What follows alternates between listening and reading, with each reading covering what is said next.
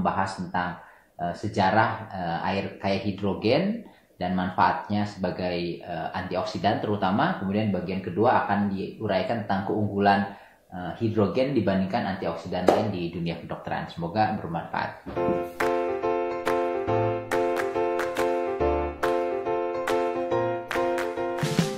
Jadi judul daripada materi kali ini adalah dasar ilmiah mengenai keamanan dan manfaat air kaya hidrogen di dunia kedokteran. Kenapa keamanan dan manfaat ini perlu ada dasar ilmiahnya? Karena dua hal terpenting dalam dunia kedokteran, dalam hal obat yang baru atau zat baru yang digunakan dalam pengobatan. Yang pertama adalah keamanannya dan yang kedua adalah manfaatnya. Jadi dua hal ini merupakan hal paling pokok yang harus dipenuhi setiap obat atau setiap senyawa baru yang akan digunakan dalam pengobatan suatu penyakit. Jadi makanya pada materi kali ini akan dibahas mengenai dasar ilmiah tentang dua hal tadi, terutama untuk air kaya hidrogen, yaitu keamanan dan manfaatnya.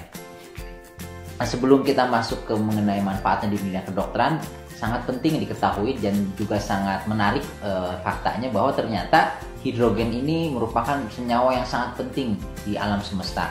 Dia dikatakan merupakan unsur utama dalam pembentukan alam semesta. Sekitar 14 miliar tahun yang lalu hanya dua komponen yang pertama kali terbentuk pada saat pembentukan alam semesta, yaitu hidrogen dan helium, ya. Kemudian setelah terbentuk alam semesta tadi, ternyata hidrogen merupakan unsur terbanyak di alam semesta. Lebih dari 60% seluruh komponen alam semesta ini ternyata adalah gas hidrogen. Kemudian juga dalam hal pembentukan energi, terutama pemeliharaan bumi yang sama-sama kita tinggal ini, hidrogen juga memegang peranan yang sangat penting karena dia meliputi 70% lebih komponen pembentuk matahari. Bahkan dikatakan matahari adalah bola hidrogen yang super besar, di mana dalam hal pembentukan energinya hidrogen juga memegang peranan yang sangat penting, di mana dikatakan lebih dari 620 juta metrik ton hidrogen diproses atau dibakar setiap detiknya untuk menghasilkan energi yang dipancarkan ke bumi untuk pemeliharaan kehidupan makhluk hidup seluruh bumi. Jadi di dunia kedokteran sendiri sebenarnya air kaya hidrogen fungsinya apa? Ternyata dari banyak penelitian, terutama manfaat hidrogen, air kaya hidrogen maupun hidrogen dalam bentuk yang lain adalah sebagai antioksidan. Antioksidan merupakan senyawa yang bisa menetralisir radikal bebas. Sedangkan radikal bebas adalah senyawa tidak stabil yang sangat tidak stabil dan mengandung elektron di bagian luarnya yang tidak berpasangan, sehingga sangat mudah bereaksi dengan sel-sel tubuh makhluk hidup terutama manusia dan menyebabkan banyak kerusakan. Nah, antioksidan ini berfungsi menetralisir radikal bebas sehingga menjadi stabil, sehingga mencegah kerusakan yang timbul akibat kontak antara radikal bebas dengan sel-sel tubuh kita. Nah, ini menurut Molecular Hydrogen Foundation, itu salah satu lembaga ilmiah independen yang mendorong penggunaan hidrogen di dunia kedokteran dan mengumpulkan berbagai penelitian penting tentang hidrogen. Ini ada beberapa penelitian tentang efek dari hidrogen sebagai antioksidan. Jadi banyak sekali penelitiannya seperti terlihat di layar.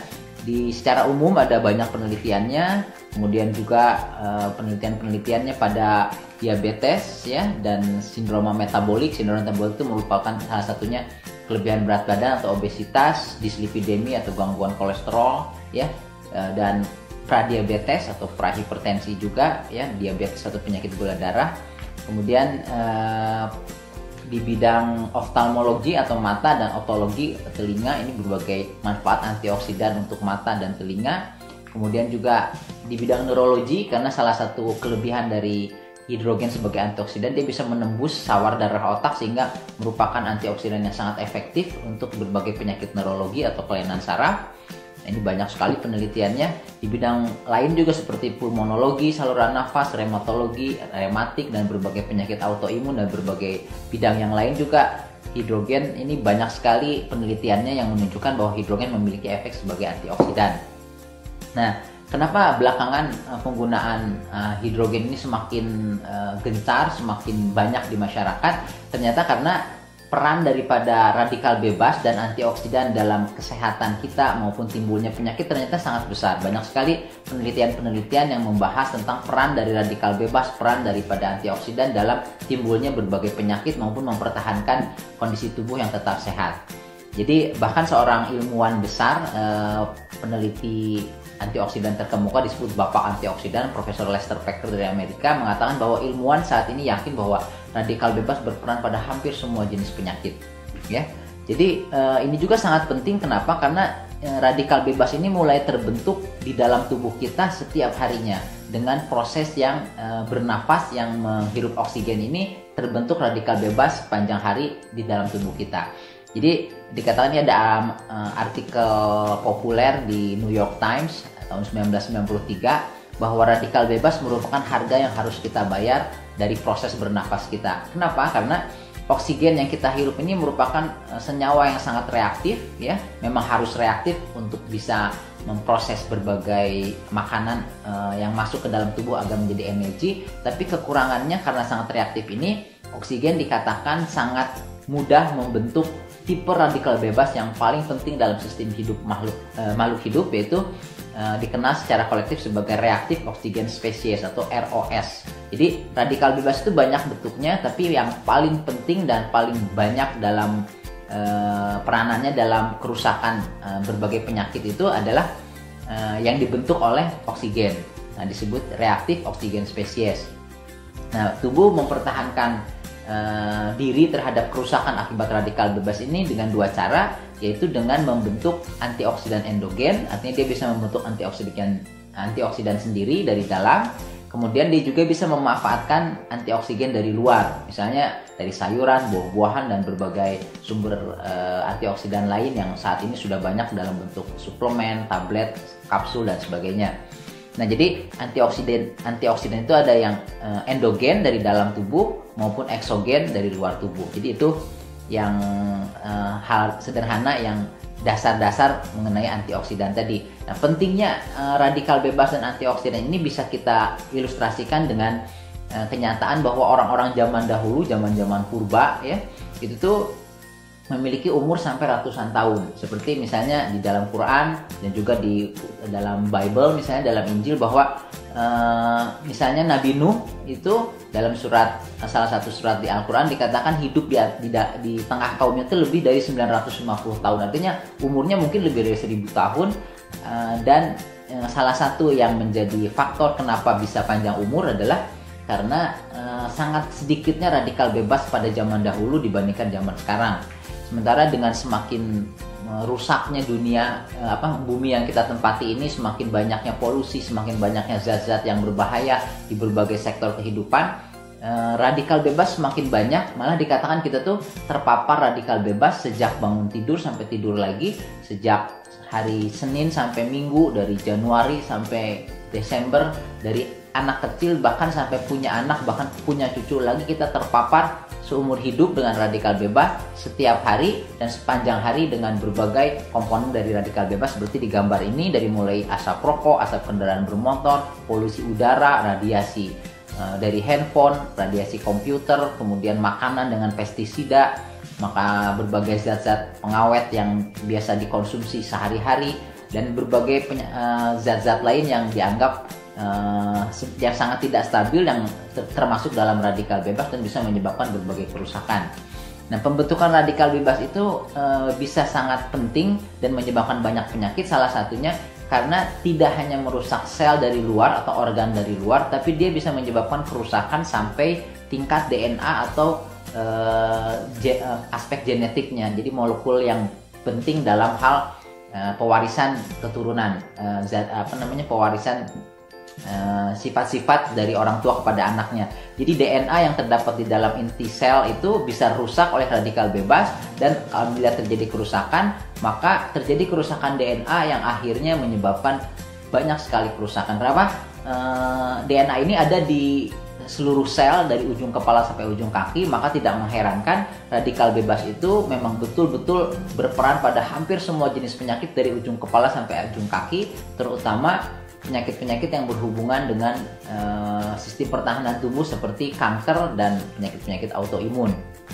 Nah, Penelitian tentang hidrogen sebagai antioksidan ini mulai berkembang sejak tahun 1930, 1940-an seiring dengan penelitian yang berkembang pula tentang radikal bebas, juga dimulai tahun 1940-an, 1950-an.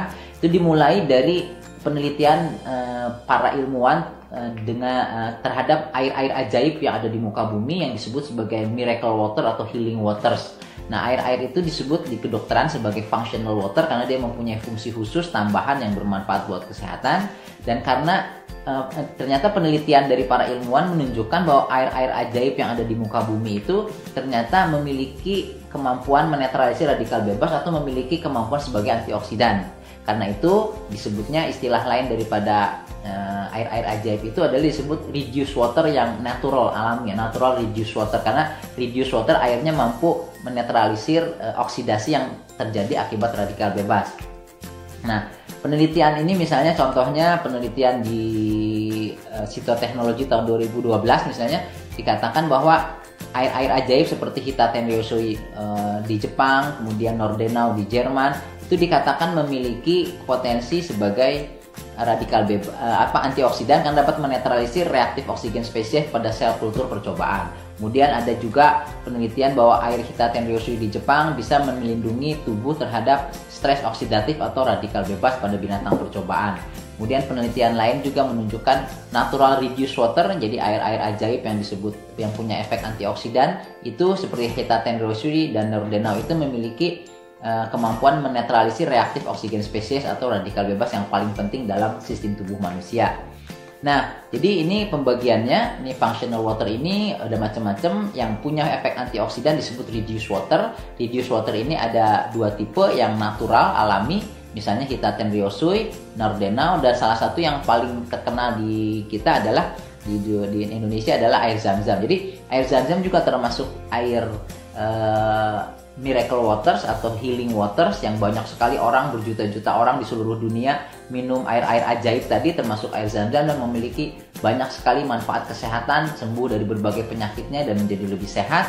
Nah, air Zam-Zam ini penelitiannya misalnya di Journal of Diabetes and Metabolism dikatakan air Zam-Zam bisa menetralisir stres oksidatif, mengurangi stres oksidatif dan bermanfaat pada berbagai penyakit, salah satunya menurunkan gula darah pada pasien-pasien diabetes. Jadi air-air ajaib itu banyak sekali, salah satunya air Zam-Zam dan berbagai air lain yang ternyata para ilmuwan menemukan bahwa air-air ajaib itu memiliki kemampuan menetralisir radikal bebas atau sebagai antioksidan. Nah, karena manfaat antioksidan tadi sangat besar dalam menetralisir radikal bebas yang berperan pada proses hampir semua jenis penyakit, para ilmuwan mulai meneliti kemungkinan bisa dibuatnya metode yang bisa membuat air alami, air-air yang biasa kita minum menjadi air yang memiliki potensi antioksidan seperti air-air ajaib tadi. Nah, ini penelitiannya ada di salah satu jurnal Trends in Food Science and Technology yang berjudul Advanced Research on the Health Benefit of Reduced Water. Ini penelitian yang dilakukan oleh jurnal yang dibuat riset yang dibuat oleh peneliti dari Jepang. Prof. Saneta Kaani merupakan salah satu tokoh hidrogen yang paling terkemuka di Jepang.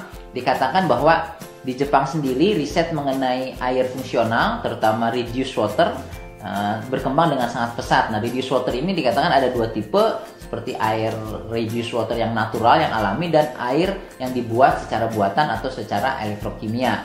Nah, dikatakan air-air itu bisa menetralisir radikal bebas pada kultur sel percobaan.